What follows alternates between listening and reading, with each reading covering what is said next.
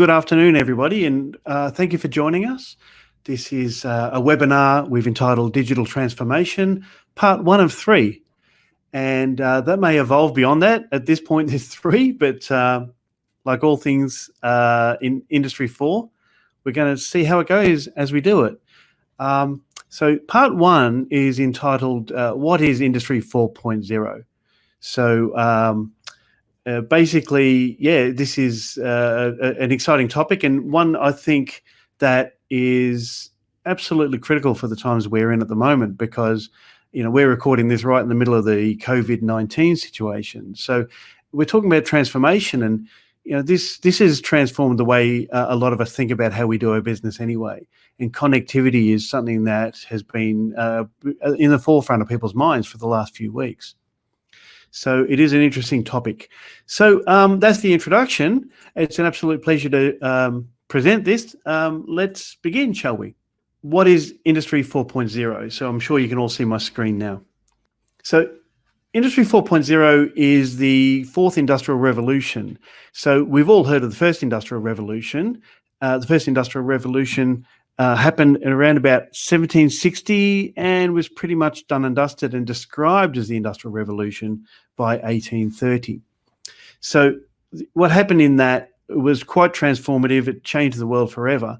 But if you think about it in the context of, we started with the Industrial Revolution with basically sailing ships made of wood, and we finished the Industrial Revolution with steel ships made of iron. Just as an idea. So it transformed the world, and we've never really used sailing ships for any commercial purpose since. So the first industrial revolution is on mechanization, steam power, and of course I've put hydraulic power in here. We often think of the industrial revolution, we just think of steam engines and so on. But with heavy industry, what they were doing is very often using hydraulic energy. They pressurized water by using pumps driven by steam, and the water power would do very heavy lifting, punching, pressing, and forging. Made them able to do what they actually were able to do with a heavy iron and steel work in the first industrial revolution. So the second industrial revolution happened much later than that. It was really an acceleration phase, and that was brought on by electricity, and then it concluded with mass production. So the development of electrical motors, then electrical drives, solenoids, switches, and so on, so that we could automate things, and that led to mass production. Then there was another acceleration point as we went further, and the third industrial revolution was characterized by computers, automation, PLCs, and all the changes that computers brought to industry. It changed how we work with our organization. It changed how we work on the factory floor. So now we're up to the fourth industrial revolution. So what does that mean? Well, the fourth industrial revolution, if you look at it, it's connectivity and cyber physical systems. Now, I will admit, the first time I saw that, I thought, I don't even know what that means. What is a cyber physical system? So it gives you an idea. This is something that's kind of new to a lot of people. So the idea of this presentation is really to define what that fourth industrial revolution is about a little more closely, so that we have an understanding of really the changes that we expect to happen. So the Industrial Revolution then, the first Industrial Revolution happened about 1760 to about 1830. But I just want to put these points in here because I found it really interesting when you look at it. Thomas Newcomen came up with the atmospheric engine in about 1712. And it wasn't until about 1760 that steam power started to transform how we do things. So we had this lag in there of about 50 years where not a lot was happening. Okay, so there's this slow adoption and then a rapid acceleration. And there's a parallel with that. If you look at the Industry 4 and how that discussion is going, Industry 4.0, you could say, started around 2017, really with some gusto. The 2030 ending to it, it's something I've just made up. I've not got that from anywhere but my little feeble brain. So if we say, well, that's the arc of Industry 4, so why is connectivity a thing now in 2017, 2020, where we've had computers and connectivity since the late 60s? Well, what's really happened is again, like Industry 1, there's been this 50-year lag where we've reached a point now of digital maturity where we can actually do the things that we've always wanted to do. So what is happening now in industry is a fundamental shift and a fundamental change, and this has led to that acceleration. So Industry 4 is a new idea. Computers and automation PLCs, not so much. Certainly Industry 3. But the point here is that Industry 4 is different to Industry 3. Okay? What is Industry 3? You might think of it as industry. It's all about terminologies. Industry 4 as an idea was first floated at Hanover Messe in 2011. And it was presented really to the German government by this gentleman here, Klaus Schwab. So he is a German engineer and an economist, best known as the founder and executive chairman of the World Economic Forum. So he did something really cool, and he wrote a book. Okay, so if you write a book on the fourth industrial revolution, it depends whether it gets read, depends on who you are. The chairman of the World Economic Forum is worth reading, and it is actually a very good book. It describes it very well. So go to Amazon, see if you can find that. It's an easy thing to find. Definitely worth reading if you want to understand Industry 4. But I've got a few quotes from his book that I've put in here just to give you an idea of the gravity of what he's talking about. So of the many diverse and fascinating challenges we face today, the most intense and important is how to understand the shape of the new technology revolution, which entails nothing less than a transformation of humankind. Big words. We are at the beginning of a revolution that is fundamentally changing the way we live, work, and relate to one another. In its scale, scope, and complexity, what I consider to be the fourth industrial revolution is unlike anything humankind has experienced before. Big words. So the question for all industries and companies, without exception, is no longer, am I going to be disrupted? But when is disruption coming? What form will it take? And how will it affect me and my organization? So if we were to distill Industry 4 into a little shell and understand, okay, that is what it means. Industry 4, you could say, is about connectivity, it's about optimization, and it's about digital transformation. And the point I'd like to make is you can connect, and you can do it now. You can optimize, and you can do it now. And you can transform into a digital enterprise, and you can do it now. The tools are there, and they're ready to go. There's no reason to lag behind. So to transform into a digital organization, digital enterprise. So a digital organization is an enterprise which explores and selectively adopts new technologies in order to create differentiation in the marketplace with a view of gaining a competitive advantage. Okay? A company will have a look at the technologies available to it and pick and choose the things that it will use to transform its business. So, okay, what does that mean, Paul? Have you got any ideas? Have you got any examples? Yes, I can certainly talk about my experiences here working for this organization, because we are transforming and we are changing. We are doing it very actively. So I'd like to just talk about the things that I've seen here. But I just want to talk also about how broad digital transformation is. So 4 important elements of it. The first one is digital profile. And that's one of the things that we've seen change a lot in the time I've been at HYDAC here. So digital profile. If you're not on the web and you're not found on the web, really to a lot of the population, you don't exist.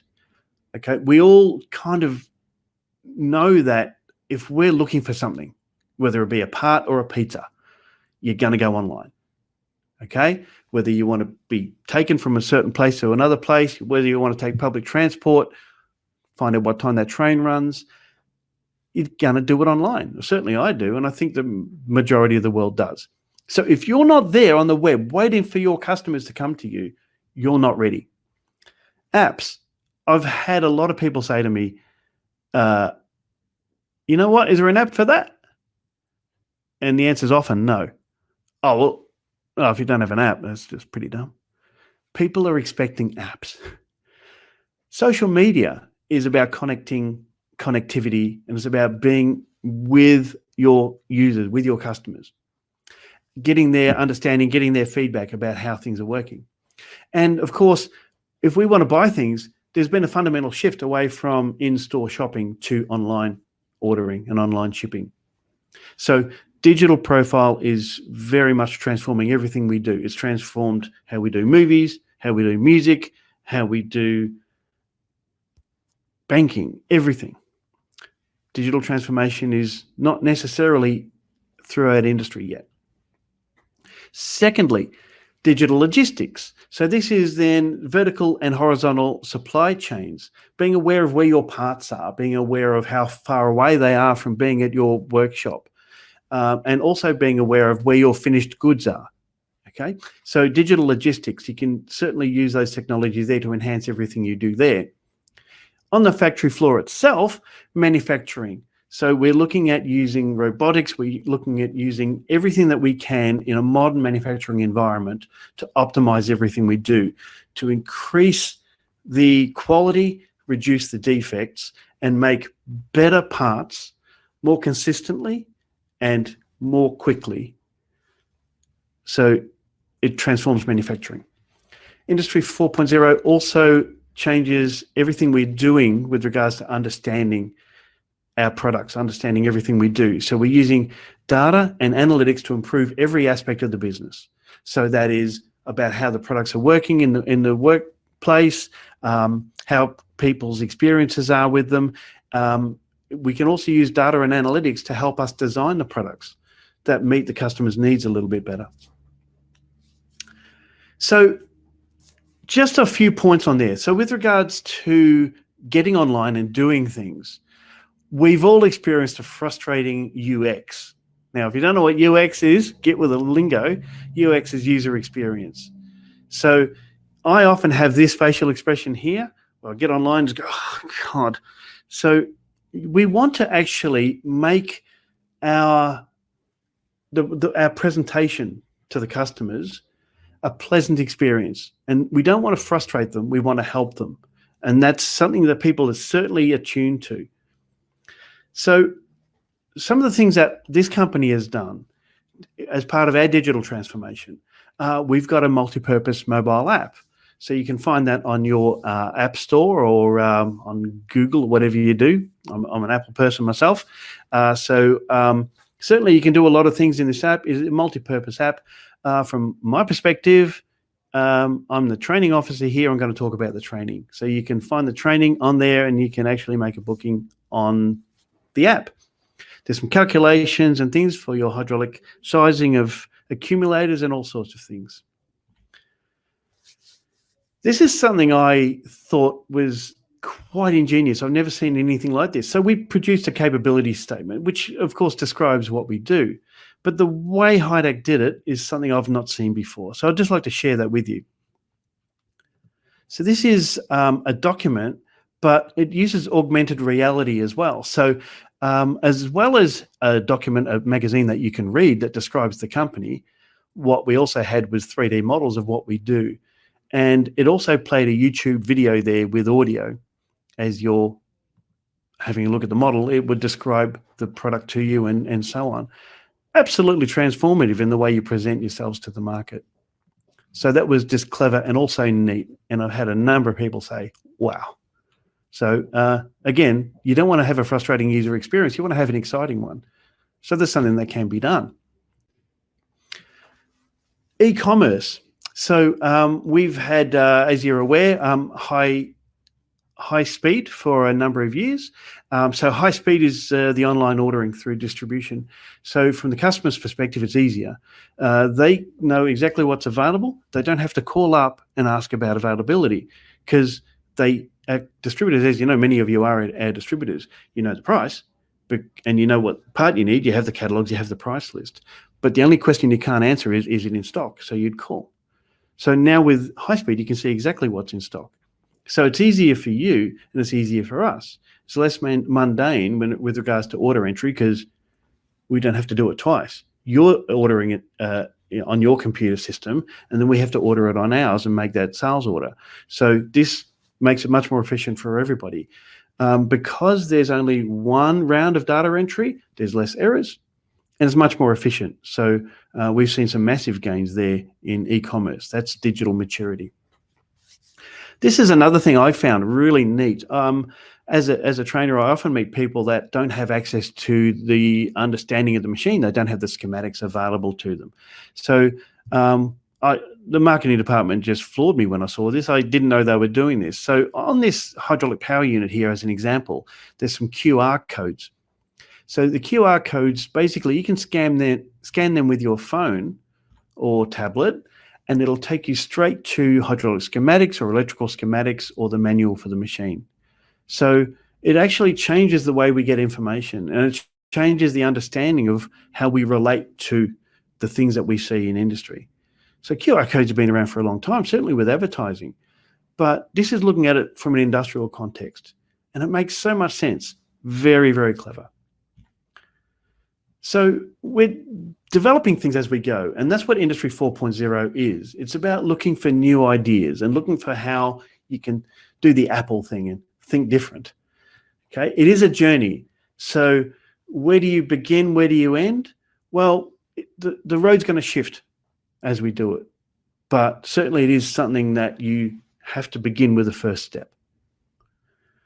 So to give you a better understanding of what Industry 4.0 means, I want to describe the enablers. So the enablers are the independent technologies that put together become Industry 4.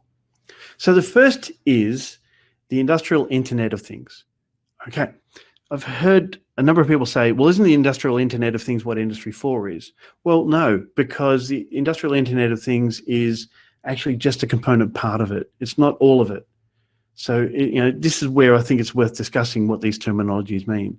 So the Industrial Internet of Things is that we have machine-to-machine connectivity, and we have machine-to-office connectivity, so that we know exactly what's going on, connecting everything.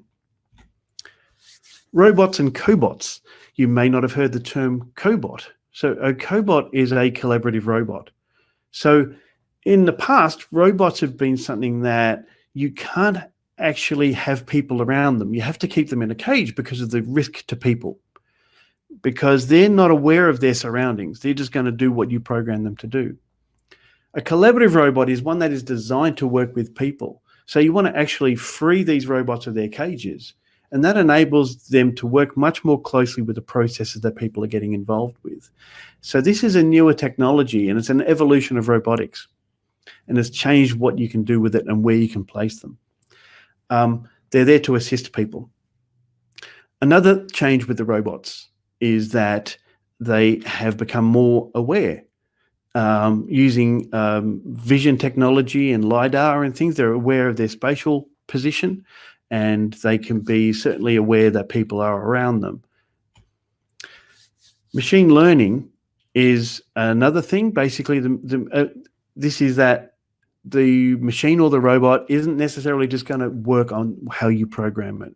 It's going to be able to think for itself and learn from its experiences. This is a newer technology. I've mentioned the improved supply chains. So that's where, of course, we have a better integration within our business and outside of our business, closer to our suppliers, closer to our distributors through digital connectivity. Digital twins. A digital twin is a 3D model, but it goes more than that. It actually has the attributes of the physical part. So it's something that you can interact with. Virtual reality is an environment that you could put people into to experience the digital twins. So I've got a demo of that. I'll just be a moment. This should load up. It shouldn't take too long. 10-second demo. So this is a machine that our production department has built recently.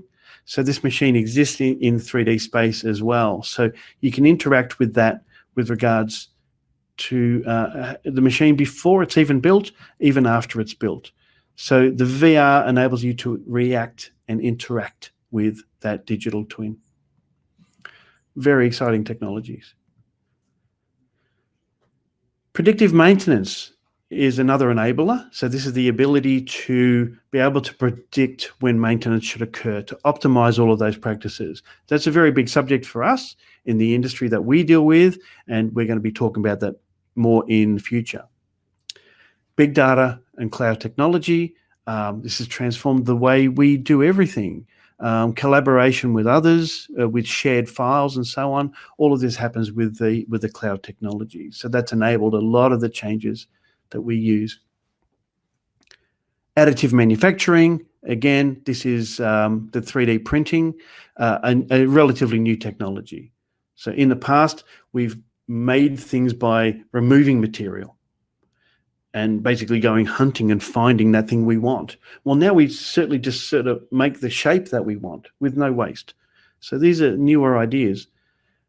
And augmented reality, again, I've showed you that. That's the digital profile that I showed with the little 3D model. So we can use augmented reality on our mobile devices or glasses or whatever.